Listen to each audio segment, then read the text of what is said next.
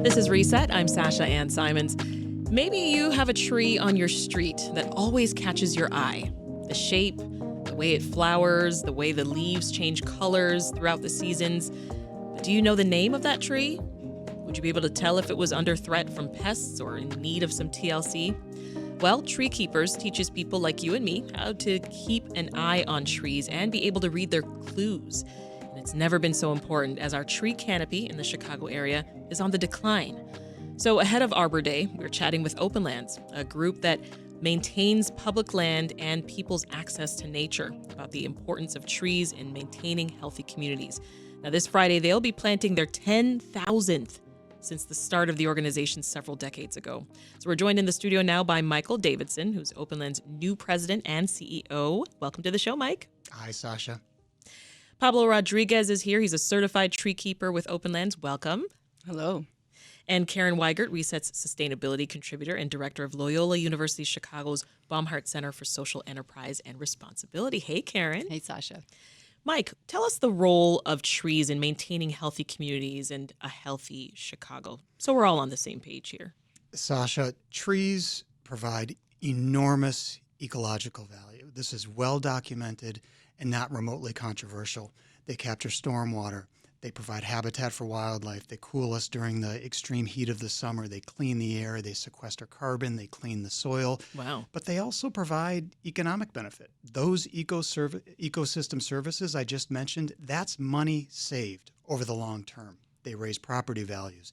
And let's face it, neighborhoods, cities, and regions are competing globally now for talent and resources. And guess what? Turns out we like to live, work, and play in places where trees contribute to overall beauty and livability. But it's the human benefit that I find the most compelling argument for trees in cities like Chicago. For many of us, trees are our entree into the natural world. They fascinate us, they inspire us, and for people like Pablo and Karen and me, they represent something greater than ourselves to connect with and commune with. And we need to remember trees define the outside and the outdoors. And it's outside and outdoors where we exercise and decompress and catch our breath and have enjoyable experiences with friends and families. So, trees are about improving our physical and mental health. Well, there we have it. That's our why right there, Karen. I mean, anything to add to the benefits of trees?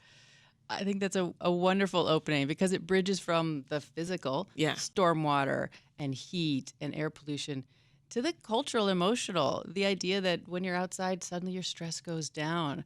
But you can also have that conversation about the tree that's in your neighborhood. And you say, oh, I'll meet you somewhere, and it's by a certain tree.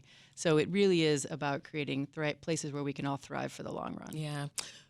Does anyone have a favorite tree or maybe an experience with a tree that you could think of? You're nodding, Pablo. Yes, I do have a favorite tree. Do you? Yeah, my favorite tree is the catalpa tree. Oh. Some like characteristics of it that make it pretty familiar to kind of tell it apart. It was the first tree that I was able to recognize, so that's kind of one of the reasons why it's also my favorite. It kind of goes with that. The first tree you recognize is you connect with it a lot. And you just don't forget your first. Yes. So for me, that was a catalpa. It has really white leaves. It has this beautiful white flowers and some of these like green beans kind of looking seeds. So that's really recognizable. A lot of people are able to, like, if you go outside and see it, it's a really big tree street. So I think that's it's pretty common in Edgewater, so my community. So it's also a way to just connect more with my community. Yes, I love that so much. Mike, what about you? I think my favorite tree right now, Sasha, that changes year to year. Right now, there is a swamp white oak. I live in the North Park neighborhood in Chicago on the city's northwest side, right across from Northeastern Illinois University. Yeah. They have a swamp white oak on the campus. They call it the solitary oak. It's an original tree to Chicago from what everybody says. It is absolutely huge. I sit with my dog, Robin, under that tree. I feel connected to absolutely everything when I am next to that tree. And what I love about it, oak trees, they grow slowly and steady, which is why they are long-lived and strong. It takes a long time to create that kind of excellence. So the oak tree is a metaphor for how we should live our lives. Yeah, I think my favorite trees, when I think of my favorites, they definitely represent where I've grown up, spent, half and half of my life. So pine trees, I love them. There's something about them when the needles drop. I don't know. I just love them. I love playing with them. But palm trees, Sorry, had to say it. Gotta love a palm tree. I'm a girl from the Caribbean. I love me a palm tree. Palm trees mean I am somewhere very, very warm. But here in Chicago, though, let's bring it back home. Serious business. Trees are under threat, right? As I mentioned up top, the tree canopy here is declining. What is going on, Karen? And how is this comparing to our peer cities? There have been some challenges with trees over multiple decades. Some of it has been invasive species, actually. Dutch elm disease came through a couple decades ago and took out a significant portion of the trees. And right now, the big one we're experiencing is the emerald ash borer, because ash have been double digits percentage of the trees in the Chicago canopy, 17% or so, depending on how you look at it. So there have been some threats just from the outside. There have been some questions about how many trees are we replanting when we lose trees. So there's questions about how much have we been able to invest during this time period. And then we're also seeing some changes in the weather. Some trees that used to really thrive here may have harder times as we see weather changes. So there have been a variety of factors happening, while also people have been trying to work on trees and plant them and take care of them. But we have been seeing a decline. It's also not equal. I mean, some parts of the city have much more of a tree canopy than others. Yeah. And it's not only Chicago. Certainly other cities have been having some similar challenges. So there's more for Chicago and other places to do. For sure. Well, Pablo, why did you seek out TreeKeepers? What got you interested in this? Yeah, for me, it's actually kind of like a full circle moment now that we're celebrating Arbor Day, because Arbor Day was the reason why I got involved with TreeKeepers. I'm actually not from Chicago. I'm from Texas. I'm from the South. So, okay. Funding programs are like super into conservation, and even celebrations like Arbor Day are not common in the South. So coming to Chicago and learning about Arbor Day was like an amazing celebration, especially being a tree lover. And so I decided to go to last year to the celebration that Lincoln Park Zoo was having. They were like cutting down this tree that had just lived its life. So we're creating kind of this ceremony to memorialize it. So I went into that and I fell in love with it. I learned that arborist was a job, and that was just something that I wasn't aware of. So I was like, oh my God, you could get paid to take care of trees? Yep. Sign me up. So then I just went home, did a Google search about tree programs in Chicago. Openlands was one of the top things that I found. And that was kind of it. I reached out to them, learned about their tree keeping program, and got involved. So what's included in the program? Like, what did you learn? Yeah, so the program, they have 3 programs right now. There's one that runs in the spring, summer, and fall. The summer one is for the third year this year will be in Spanish. So I did the Spanish ones last year. And so part of that is you learn how to take care of trees. You don't get thrown into it of knowing how to prune a tree, how to plant a tree. So that's kind of the process of it. You learn the biology of it, what's the stem, what's the roots, to more of are they part of communities? How do you advocate for a tree? So it's really this like all-inclusive advocating for trees, not only learning about them, but also how they incorporate it into the politics and the social aspect of a community. Yeah. So it's really integrated into that. And it's part of it's just learning about communicating with other people that love trees. So that's a big part of Openlands, is just connecting with other people that are huge tree lovers. I gotta say, I'm just in awe of just your passion for this work. It shines through. It's fantastic. You've got the entire room smiling as you talk about your love for trees. Now, Mike, you have trained and certified thousands of people like Pablo through this program. So talk more about that. What's being offered here? It's the Tree Keeper program at Openlands. It's over 30 years old. Yeah. Sasha, That's a long time. This is a beloved program. Which is why you're on your 10,000th tree. We are on our 10,000th tree, and I want to circle back to that in a moment. We've got about 2,400 tree keepers out there, most of them in the city of Chicago, but now we've sort of breached the city line and we've gone into a couple suburban municipalities. Mm-hmm. About over 19 of those tree keepers are certified, so they have taken the classes, they've passed the tests, they took the practicum. Pablo is tree keeper number 1905. Is that right, Pablo? Yes, that's correct. And so the tree keepers, not only do they learn about trees and learn how to care for trees, but they then, Sasha, they become the advocates. These are trained citizens of the city of Chicago who might see a tree injustice underway, mm-hmm. and they go to their alder, they go to City Hall, they go to whomever, and they take action, and something may get done. That's incredible. It's the ultimate in the grassroots. And Pablo, we talked here about caring for trees, right? But part of that is pruning. Yes. Which is important when it comes to maintaining healthy trees. You just taught volunteers, I hear, how to do that, how to prune trees. What was their reaction to learning this skill? Yes, so this past weekend, this Sunday, I was down at Chicago State teaching the next fall TreeKeepers how to do their pruning. So yeah, there was a lot of nervousness around it. You're kind of going in, cutting a tree. So there's a lot So they of think they're doing damage. yeah, so a lot of it's they think that they're damaging it, you're leaving it exposed or kind of just cutting it some off of its branches. So it's seen a lot of negative, but in reality, it's sort of the complete opposite. It's a totally positive. We're helping the trees grow. So it's kind of this like symbiosis kind of relationship. We're helping the trees help us, give us oxygen, but also without us, the trees also wouldn't thrive as much. So it's kind of this new look at the relationship that people have with trees. So I think part of that is teaching that to community members. There's a lot of fear when it goes into pruning, but so I think just doing the hands-on and then watching it of the beauty that goes with it. Some of it is also therapy where you kind of release a lot of the stress just cutting through, working with the trees. So there's a lot of benefits from it, from just building with other community with other people to actually taking care of the tree. I want to come to one of your workshops so badly. I need you to teach me how to do this stuff. So we all get this, Mike, what's the role of the city here in pruning trees? Well, it's the city's job to do that. I mean, Openlands is planting its 10,000th tree at a joyful ceremony in Little Village on Friday, and there'll be lots of media there and lots of politicians and lots of community members, and it's terrific. Openlands isn't pretending to play the role of government. There are 4 million plus public trees in the city of Chicago. 10,000 is a drop in the bucket.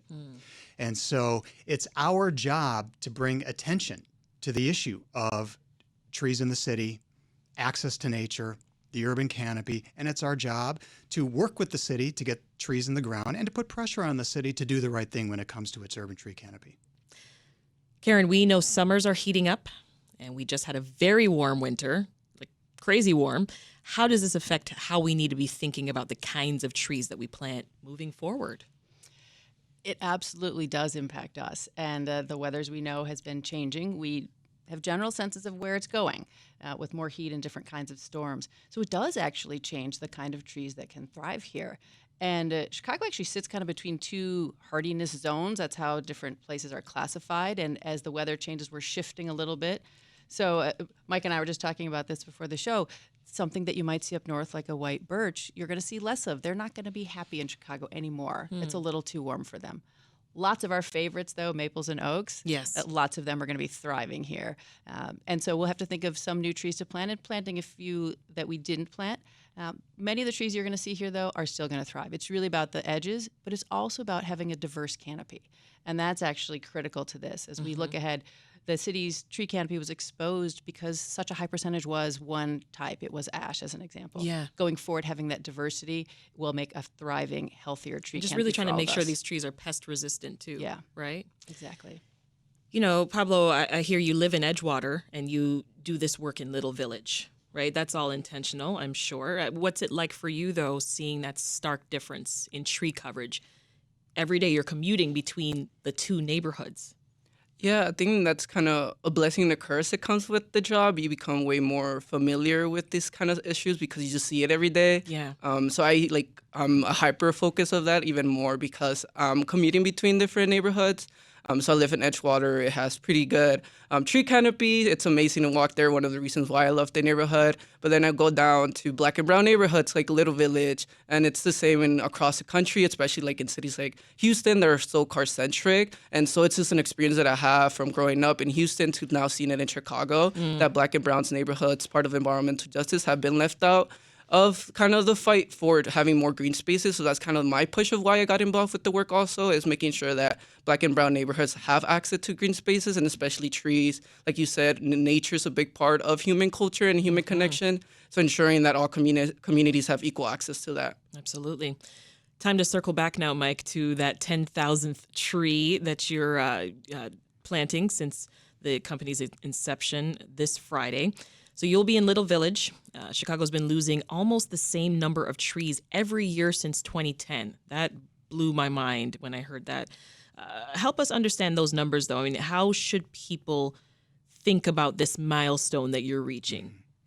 I think Karen unpacked the numbers a little bit when she talked about just the emerald ash borer. That's right. One of the reasons why. I mean, that's 17%, 17 to 19% of our public trees. That is consequential.